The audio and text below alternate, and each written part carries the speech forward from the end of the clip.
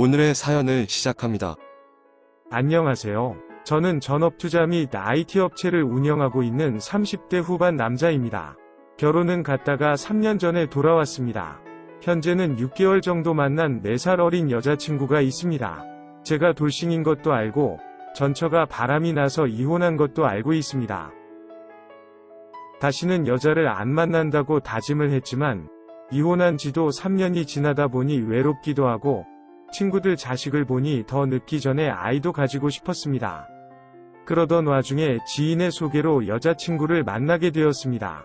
아무래도 나이가 있다 보니 결혼을 전제로 만나는 관계가 되었고 돌싱인 것도 알고 나왔다고 하지만 왜 이혼을 하였는지 자식은 있는지 등 전부 솔직하게 이야기해 주는 것이 맞는다고 생각해서 다 말해 주었습니다.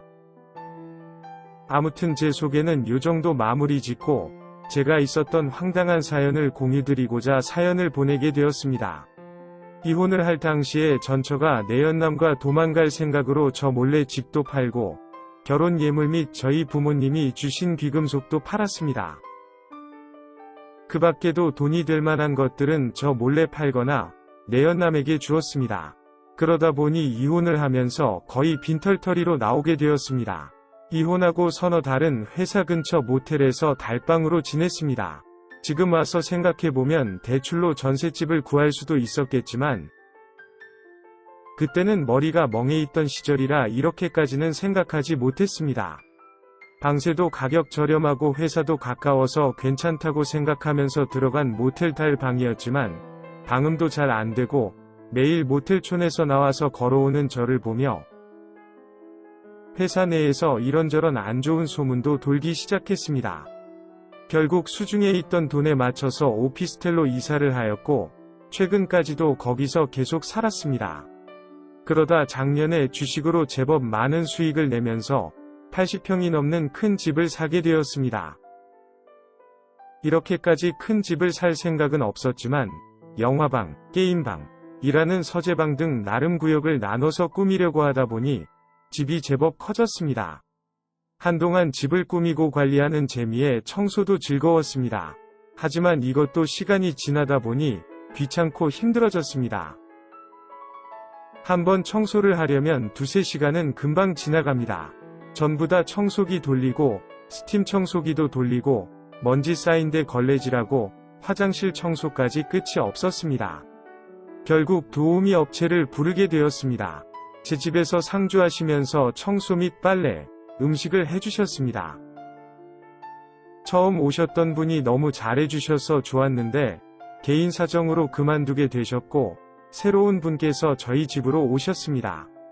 첫날인 만큼 인사도 드리고 이야기도 나눌 겸 집에서 기다리고 있었는데 새로운 도우미가 전처였습니다.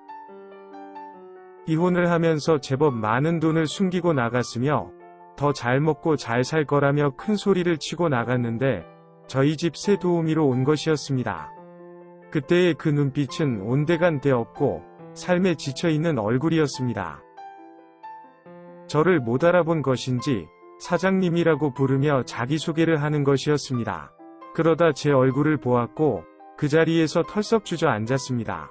제가 서로 얼굴 보며 지내기 불편하니 다른 분으로 바꿔달라고 업체에 연락할 테니 차비를 주면서 그냥 돌아가 달라고 하였습니다.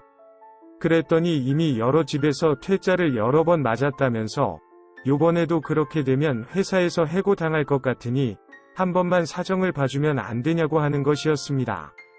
제가 좋아하는 음식도 잘 알고 스타일도 잘 아니까 잘할 수 있다면서 집에 없는 듯이 불편하지 않게 할 테니 제발 일할 수 있게 도와달라고 하였습니다. 마음 같아서는 당장이라도 돌려보내고 싶었지만 그놈의 정이 뭔지 일단 들어오라고 하였습니다. 차 한 잔을 하면서 어떻게 지내왔는지 이런저런 이야기를 듣게 되었습니다. 사기도 몇 번 당하고 장사도 한 번 실패하고 그러면서 빚도 생겼다고 하였습니다. 그러면서 저보고는 잘 지내는 것 같다며 축하한다고 하였습니다. 그렇게 개인 취미방 하나 가지고 싶어 하더니 꿈을 이루었다면서 좋겠다고 하였습니다. 그렇게 제 집에서 같이 지내며 집안일을 해주는 도우미가 되었습니다. 아무래도 저 혼자 사는 집에 여자가 들어와서 지내는 것이다 보니 도우미분이 바뀐다는 사실을 여자친구도 알고 있었습니다.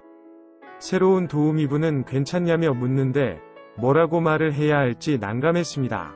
그래도 저는 전처에게 눈꽃만큼의 미련도 없고 마음도 없기에 여자친구에게 있는 사실대로 말해주었습니다. 당장 내보내라며 다른 분들은 다 돼도 전처만큼은 절대 안 된다며 저희 집으로 온다는 것이었습니다. 여자친구는 단숨에 달려왔고 화를 내면서 집에 들어왔지만 초췌한 모습과 힘없는 눈빛에 마음이 약해졌는지 나가라는 쓴소리를 하지 못하고 여자친구인 자기가 있다는 사실만 인지시켜 주었습니다. 그러면서 절대 의심사는 언행은 안 해주었으면 좋겠다고 하였습니다. 전처는 알았다면서 이해해줘서 고맙다고 인사하였습니다. 그렇게 저희 집에서 일을 하기 시작했습니다. 제가 먹고 안 치우면 그렇게 잔소리를 하면서 뭐라고 하던 사람이 저와 제 여자친구가 자리를 비우면 조용히 와서 치우고 설거지하는 모습이 낯설기도 하고 기분도 이상했습니다. 게다가 여자친구도 전처를 의식하는 듯 제 집에서 자고 가는 날도 더 많아졌고 자고 가는 날이면 꼭 관계를 가지려 하였습니다. 관계를 가질 때마다 제 기분 탓인지 모르겠지만 일부러 더 큰 소리를 내면서 하는 것 같았습니다. 그리고 제 방 화장실이 있는데도 불구하고 굳이 거실 화장실로 나가서 씻는 것이었습니다. 이런 것들이 시간이 지나면 적응이 될 거라며 신경을 안 쓰려고 나름 노력을 하였지만 계속 제 눈에 거슬렸습니다. 그 중에서 가장 거슬리는 것은 여자친구와 전처 사이에 묘하게 흐르는 신경전입니다. 더 정확히 말하자면 여자친구가 전처를 너무 신경 쓰는 것입니다. 전처가 저랑 다시 잘해보려는 생각을 가지고 있는 것 같다며 조심하라고 저에게도 자주 당부를 합니다만 제가 볼 때는 그냥 아무 생각 없이 묵묵히 일만 하는 것 같습니다. 그런데 여자친구는 그게 아니라면서 여자 눈에는 다 보인답니다. 하루가 멀다 하고 저에게 저런 잔소리를 하는데 여자친구가 저렇게 싫어하니 전처를 내보내는 것이 맞는 것 같으면서도 전처 말대로 저를 잘 알다 보니까 음식이며 각종 정리까지 너무 편하고 좋습니다. 특히 음식이 너무 만족스럽습니다. 얼마 만에 집밥을 먹는 건지 특히 제가 좋아하는 음식들을 해주다 보니 최근 들어서 살도 조금 쪘습니다. 제가 라면, 계란 프라이 정도 밖에 못해서 이혼 후에는 맨날 통조림 반찬 아니면 배달 음식으로 살았습니다.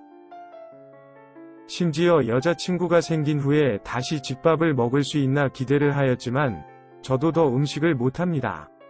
그래서 계속 배달 음식으로 살고 있었습니다. 그런데 전처를 내보내면 다시 배달 음식을 먹어야 하고 새로운 도우미분이 오시게 되면 제가 원하는 스타일대로 전부 설명드리고 가르쳐드려야 하니 불편한 것도 사실입니다. 어떻게 하면 좋을까요? 오늘의 사연은 여기까지입니다. 구독과 좋아요, 알림 설정 부탁드립니다. 긴 글을 읽어주셔서 감사합니다.